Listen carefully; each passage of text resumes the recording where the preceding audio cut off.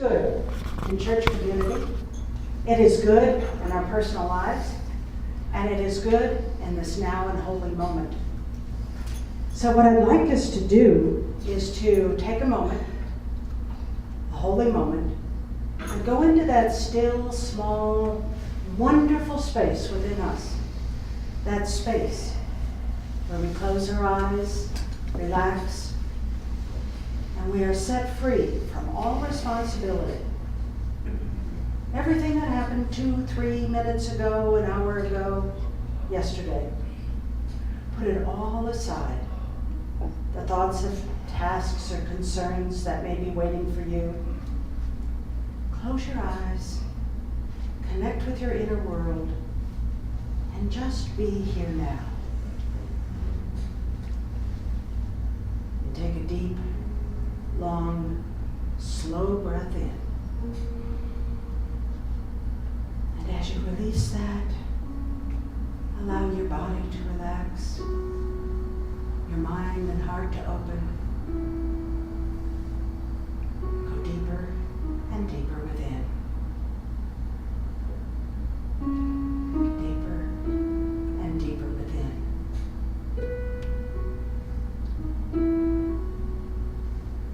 And again, take a long, slow, deep breath in. And then as you release that breath, allow yourself to become completely present. Continue to breathe slowly, deeply, gently.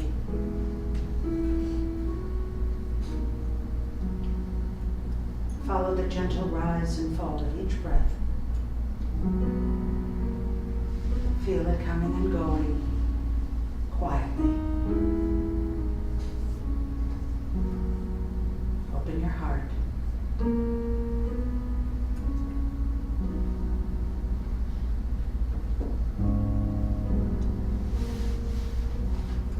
Visualize your heart space, luminous, warm, and at peace.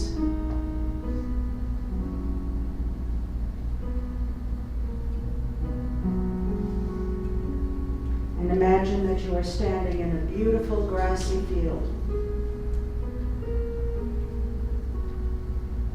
You can feel the warmth of the sun on your face.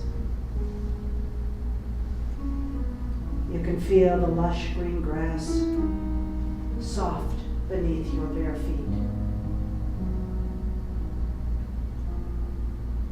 You can hear the sounds of nature all around you. And yes, you are very much at home at this peaceful place.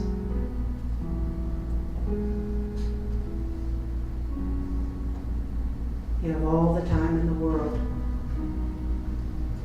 You feel safe, content, and yes, with a sense of joy.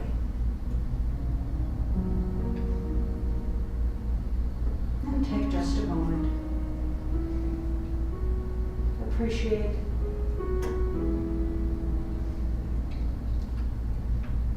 Be the peace in this beautiful setting. Be aware of the fragrance, the gentle breeze.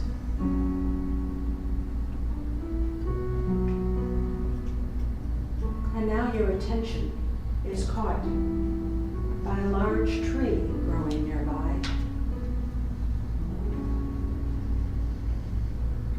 The gentle breeze seems to beckon you. So you begin to walk towards the tree. And you take your time. You're in the moment. And you experience each and every step. There's almost a sense of awe about the magnificence of that tree. strong, such a sense of power. And it's as though lights of color flash among the leaves. And you are drawn there, comfortably so, in your imagination.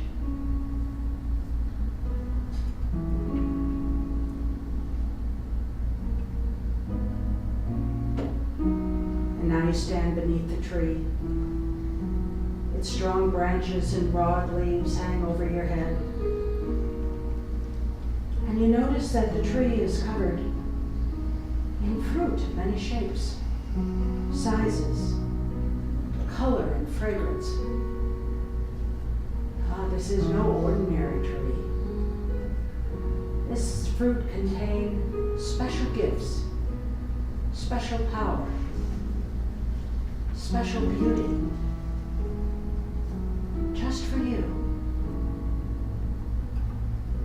You recognize the gift of faith, another of strength. There's wisdom right within reach.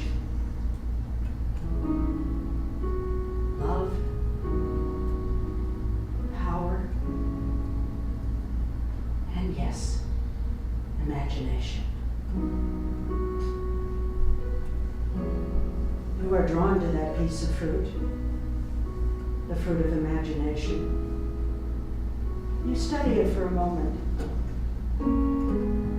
You notice the color, the texture, the weight of it in your hand. And now you reach for it, take it from the tree, and yes, take a bite. And as the fruit enters into your mouth, you savor its flavor. Oh, what a wonderful taste.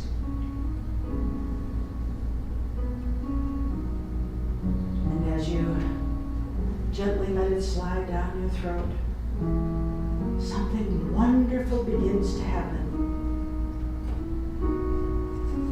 That feel of peace is now true joy. You can feel it glowing deep inside of you. It spreads throughout your body,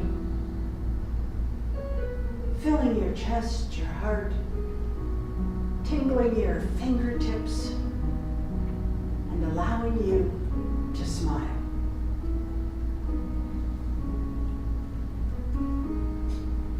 You concentrate totally on the feeling, the sensation, and you glow with it. And yes, you take yet another bite. Again, you taste it, you savor it, and that wonderful feeling intensifies just a little bit more. And you feel yourself gently radiating so much love, so much aliveness, and happiness.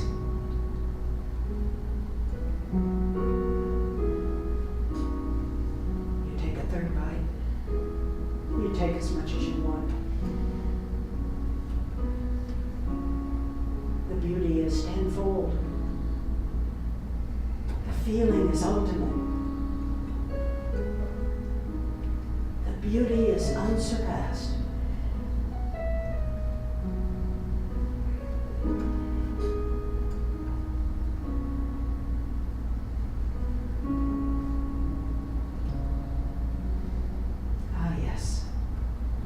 Life is good.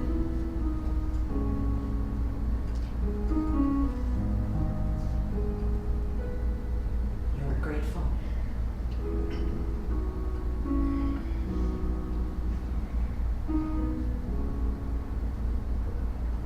And again, standing in this peace, you become again aware of your breath, the gentle rise and fall each breath within you. Breathing in love. Breathing out light. Breathing in light. Breathing out love. Yes, life is good.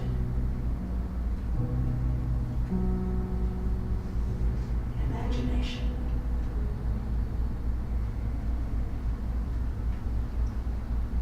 And when you are ready, simply take a deep breath, return to this room, and again be present. Here, now.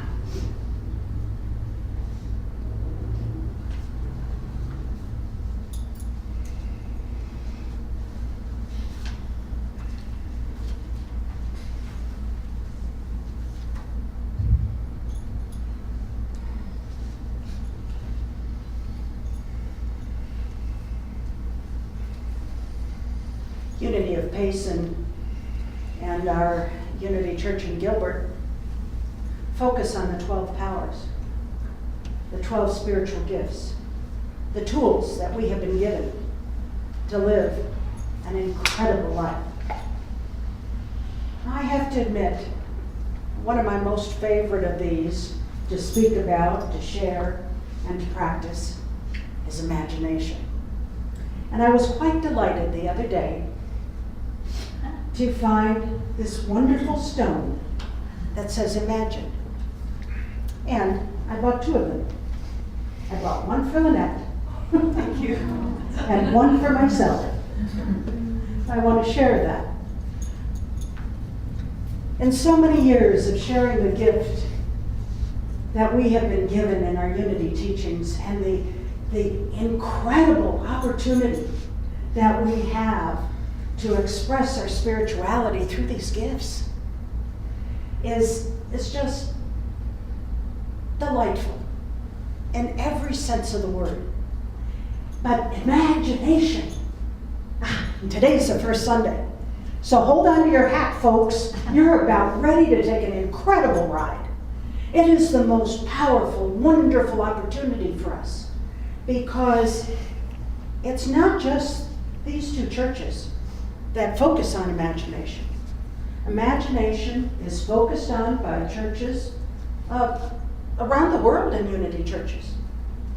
And the consistency of that and the combined energy of that, whoa, you can't ask for anything better than that because anything is possible.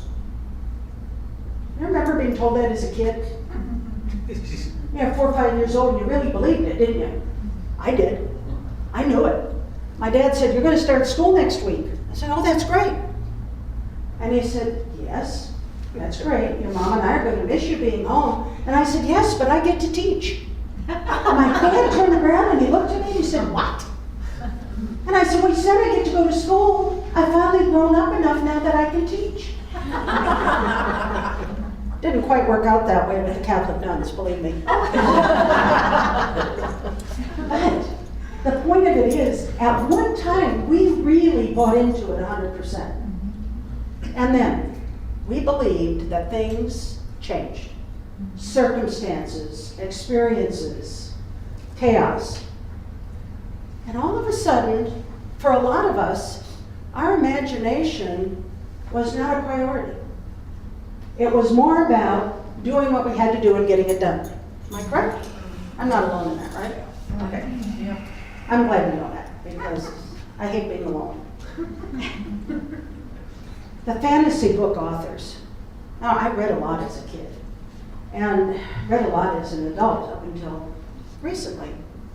But the fantasy book authors, they spent hours in pretend places, creating every detail, every aspect, every imagined great and wild place in fiction. And all kinds of characters and people and creatures have been created to inhabit these fictional places. And now, besides seeing that in books, we're seeing it in computer games, we're seeing it all over the internet, and whole kingdoms and planets have been invented just for us to explore.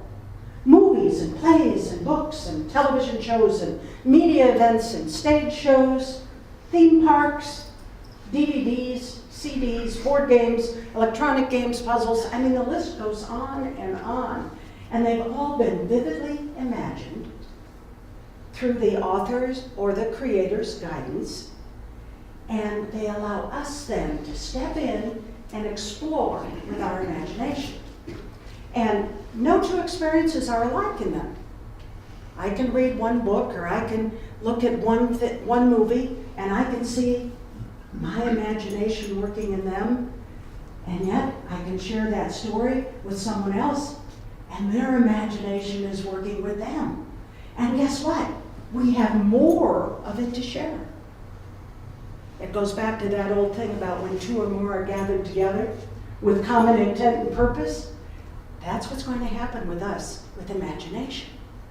And when we use our imagination for great adventure, great encounters, fantastic stories, love stories and poetry, or building a special house, special property, designing or inventing something that has never been before, allowing the engineer to come out from that tiniest piece of little intricate machinery to that colossal, awesome machinery.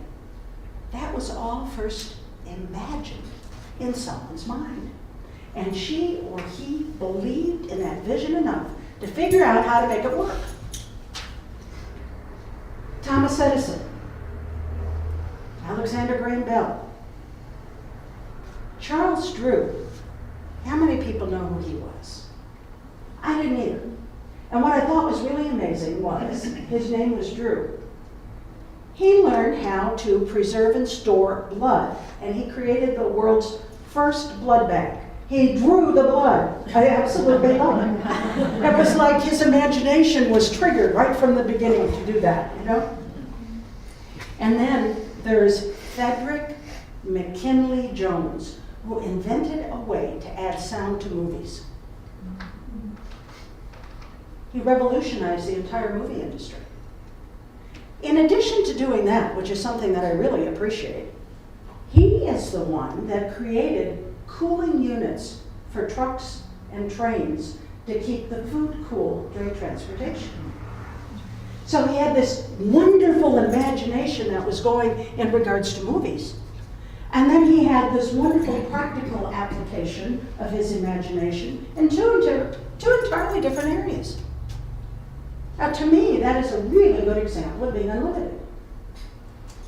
Now, imagination brings something to our mind, and then having the commitment to see that it's done, and to bring that imagination into the physical, mind, physical. Imagination lets us fly above the trees, soar out among the water. I happened to turn on Netflix the other day, and they had some old episodes of the you know who I'm talking about, your buddy. Manny, old episodes of Manny. No, don't say old with Manny, please. You know, the inventor guy that you like so well. Da Vinci. Da Vinci, yes, Da Vinci. They had some episodes of his series, and he was trying to get this man to fly. Did you see that? Did you see that one? Oh, it was absolutely remarkable. And it was like he was on this kite, and the poor fellow didn't know what he was getting into. And before you know it, he was soaring above the trees, and it was so amazing because it was so well shot and so well configured on the screen that I could feel myself, oh boy, I want to do this, but I'm scared. But yes, I'm going to do it because, oh, I'm above the trees. It was remarkable. Imagination lets us do that. And we can walk with kings and queens. We can go into the past. We can go into the future. We can speak with foreign languages. We can invent a language. We can create brand new colors. We can go to another planet. We can go underwater. And our imagination can be big and bright and everything that has a dimension to it. How many here are Sinatra fans? Okay. I grew up with a mother that played piano and sang a lot better than I did. And one of the things I used to do is I used to sit under the piano. I'd just kind of crawl in there, and be under that piano, and she would do the thing. And Frank Sinatra, imagination is funny. It makes a cloudy day sunny. You know it. What are the words? You could play it, right? I can play it. I got them here if you need them. No. Imagination is crazy. Your whole perspective goes hazy. It starts you asking a daisy, what to do, what to do. And I remember being as a kid, listening to her do this and thinking to myself, when I teach, that's what I'm going to do. I'm going to ask her the daisies.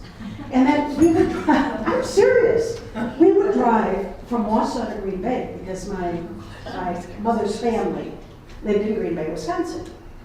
And so we would drive from Wausau, Wisconsin to Green Bay, and we'd do this very frequently. And there were always daisies along the road. And you know what I noticed about them? Is that no matter how barren, no matter how dry, no matter how muddy those daisies were growing, and I always felt that if the daisies could grow along the roadside, I could grow wherever I was. Imagination. Now, there was a wonderful movie that came out, and I don't know how many of you saw it. It's called Saving Mr. Banks. Oh, yes, you did.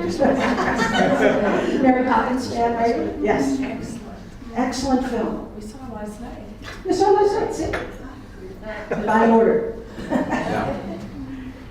The thing about Saving Mr. Banks is about the fact that we have two characters that both grew up in kind of a similar, difficult, challenging environment. Walt Disney did not have the greatest childhood in the world. And I knew that about him. I knew nothing about the author of Mary Poppins. I knew her movie, I knew the book. Absolutely agree with you 100%. But she too had an extremely challenging and difficult childhood. You have two individuals growing up. They meet together to put together a film called Mary Poppins. How many people saw that? Okay. Well, Mary Poppins, as you know, was quite uplifting, was a lot of fun, and not only that, it made a lot of money. Now, when I researched this a little bit, I found out that the movie is pretty accurate, and that the author of Mary Poppins was really a very unhappy lady as an adult. All of her imagination came out in her writing. All of her, what I would say, healing was expressed that way through her imagination. But yet, she was a very unhappy, controlling, manipulative, angry person as personified in the movie. Researching it, that was kind of her history too. As a matter of fact, although she became a millionairess because of the movie, a very, very wealthy lady, she still remained very unhappy and actually died from alcoholism. Mm-hmm.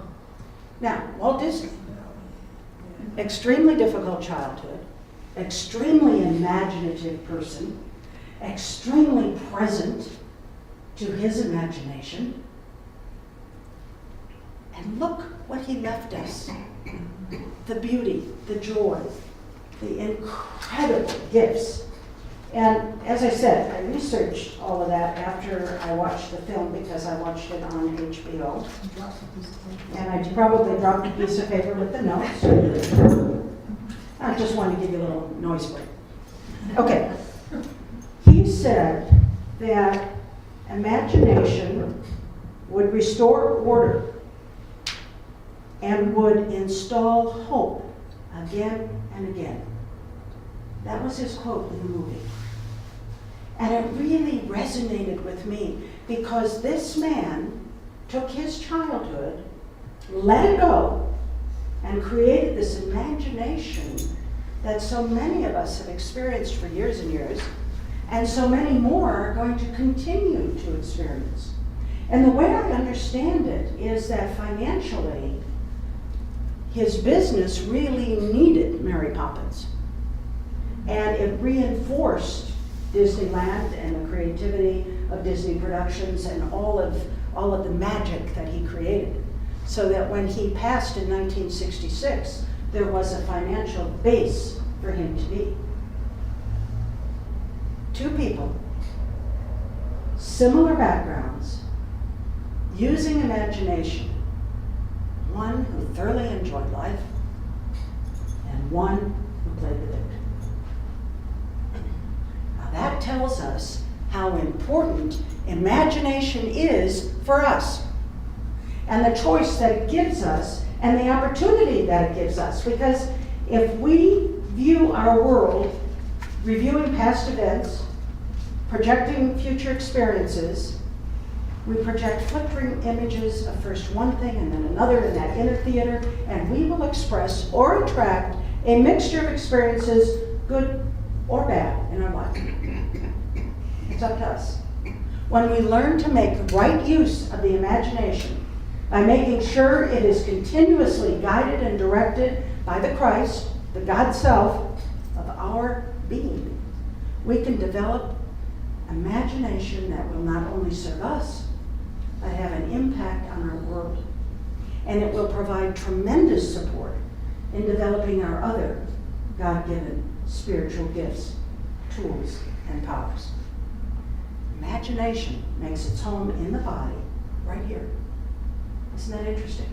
Right between our eyes. Now, we may think of it as a function of the third eye, but what it does is it allows us to look through our two physical eyes, embody it, and increase upon it with God's direction. And in so doing, we can then make the choices to share in the beauty rather than attempt to demonstrate the pain. Very powerful. You know, Jay sang earlier, hold your breath, make a wish, count to 3. We have to invite imagination in. Just like me as a kid, I was imagining being a teacher. I was imagining being a teacher at 4 and 5 years of age. Guess I'm still doing it, right? Now, I told you a little bit about my biological mother. My spiritual mother had a very active prayer life. And one thing that she shared with me was about her consistent use of imagination. That generous spirited woman told me, I have a very active imagination. And I remember if I make a wrong turn, she'd say, oh, we're going to have an adventure. And she always would have a story about where we were going to be led and what we were going to be doing. And sometimes it didn't happen, but it usually ended up with ice cream. Now, this was a woman who prayed for an hour a couple of times a day. She had a bookshelf filled with pictures of her family and others, Jay and I were included in that, in which she prayed daily.